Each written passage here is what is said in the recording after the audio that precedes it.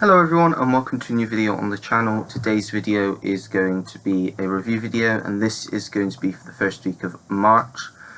So all the films that I watched from the 1st all the way up until the 7th of March.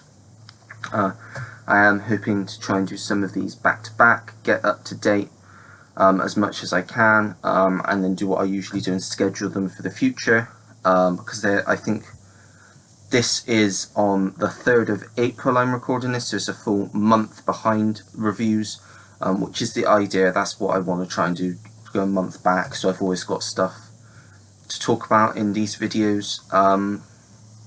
But yeah, there will be some weeks where I didn't watch a lot, such as this week where I only watched, as in this week, I mean the first week of March, where I only watched 5 titles, too physical to talk about.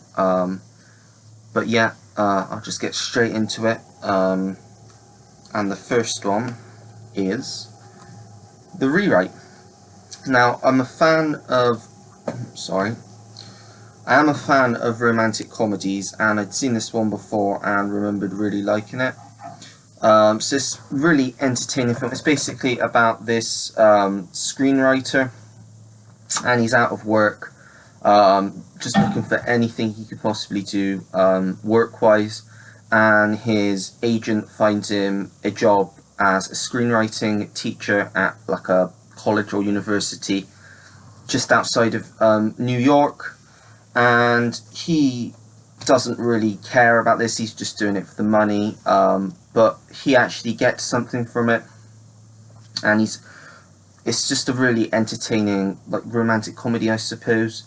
Hugh Grant is charismatic as ever. You've also got Marissa Tomei, who he has great on-screen chemistry with, and I think the highlight of this film is probably J.K. Simmons, who I think is a really underrated actor. He cracked me up quite a bit, just his character in this. All of the cast were really good in this. It's just a really pleasant watch. Nothing new or too special.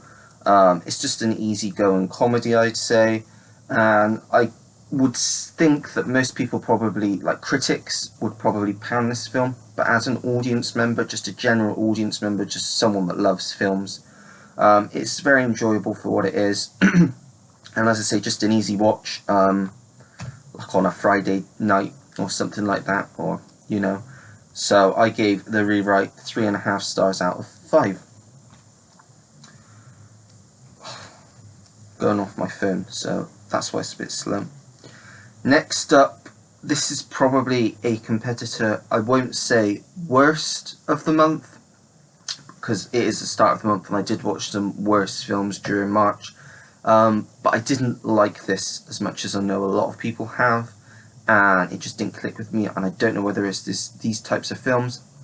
But the film in question is Munich, The Edge of War, which was a new film on Netflix, released back at the end of January, and I'm not a fan of political war films. I do enjoy a good war film where it's like in the battlefield, but when you bring too much politics into it, I kind of lose interest, like I did with this film. And this was the type of film that I really wanted to enjoy, because it is historical and I do enjoy history.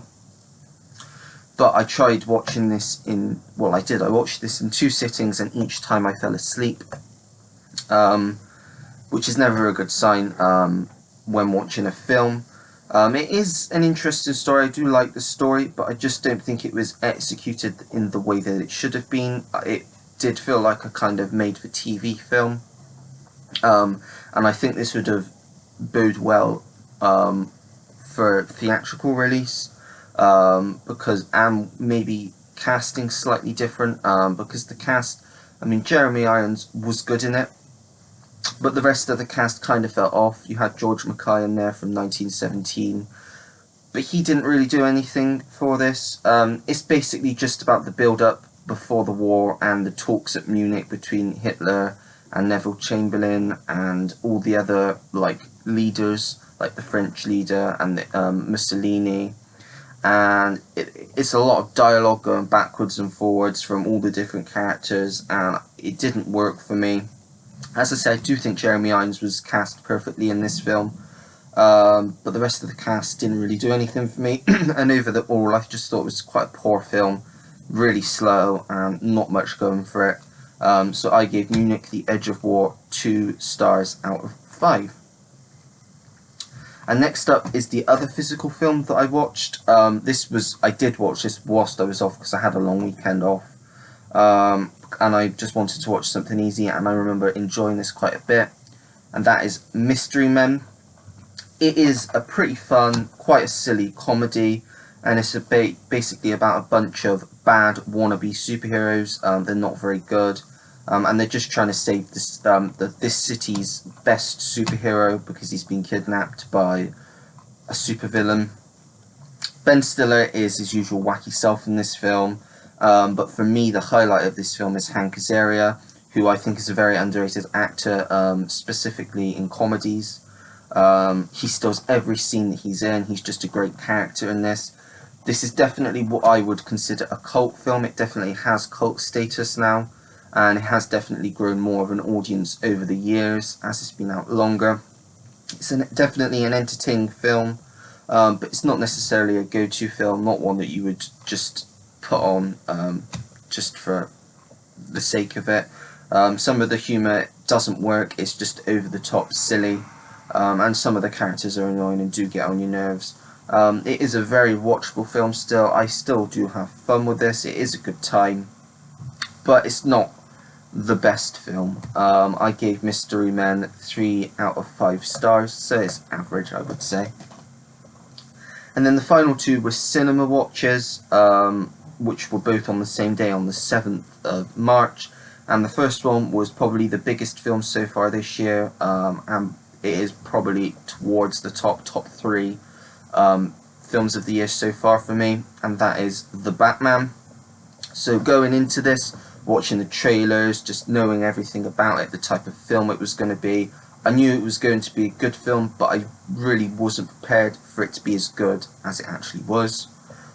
This is, for me, almost a masterpiece. I know a lot of other people think the same, and the reason why this works more on a higher level is because it works both as a Batman film and as like a crime thriller, like a gritty crime thriller drama.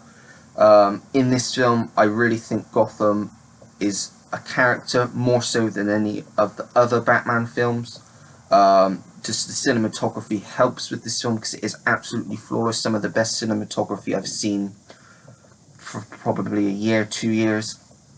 Robert Pattinson is definitely up there in terms of the best Batman. I still think Michael Keaton's probably the best, but Robert Pattinson just brings something completely different to Batman. And I think for me this is probably the best Batman film, most well-made Batman film we've got. And whilst I do enjoy and I like the Christopher Nolan Dark Knight trilogy, they aren't on the same level as they are for other people for me. I like them, but they're not up there. I prefer more Christopher Nolan films to them. I'm not a huge fan, I would say. This is definitely going to be very high on the end of the year list for me.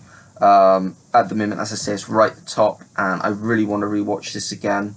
I did want to see it again in the cinema, but because it's 3 hours and it's finding the time with all these other new releases, it is difficult. I probably won't see it now again until it gets released on 4K. I have pre-ordered it.